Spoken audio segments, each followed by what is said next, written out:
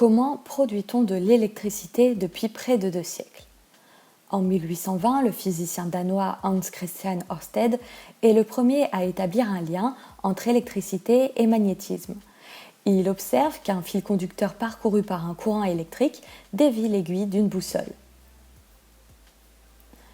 Un an plus tard, Michael Faraday fait sensation à la Royal Institution de Londres avec une expérience montrant qu'il est possible d'obtenir un mouvement en combinant l'électricité et le magnétisme. Le principe du moteur électrique est né.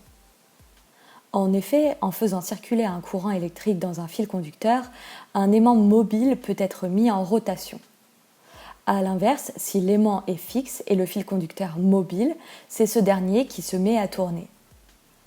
Le sens de rotation dépend du sens de circulation du courant électrique et de l'orientation de l'aimant. 10 ans plus tard, Michael Faraday fait une autre découverte majeure qui va révolutionner la production d'électricité. Il montre qu'il est possible de créer un courant électrique dans un fil conducteur sans que ce dernier ne soit relié physiquement à une pile. Le mouvement d'un cylindre entouré de fils de cuivre dans lequel un courant électrique circule à l'intérieur d'un cylindre identique mais plus large, crée un courant électrique dans ce dernier. Faraday vient de découvrir le phénomène d'induction électromagnétique. Ce phénomène est utilisé dans la vie courante pour recharger nos smartphones, cuisiner ou faire briller une lampe sur un vélo. Comment cela fonctionne-t-il ? Dans la plupart des centrales électriques, de l'eau est chauffée sous pression, puis est dirigée vers une turbine qui est mise en rotation. L'axe de rotation de la turbine est relié à la partie mobile de l'alternateur, le rotor.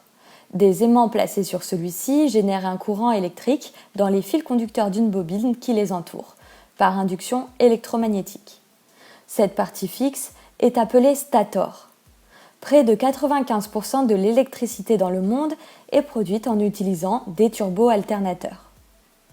Face à l'épuisement des ressources d'énergie fossiles et aux défis environnementaux de notre époque, l'utilisation de sources de production alternatives d'électricité exploitant des ressources renouvelables est en développement. Une cellule photovoltaïque convertit l'énergie des photons du soleil en électricité grâce à la propriété des matériaux semi-conducteurs. Les semi-conducteurs sont des isolants qui nécessitent un apport d'énergie extérieure pour devenir conducteurs de l'électricité. C'est Antoine Becquerel qui découvre l'effet photovoltaïque en 1839.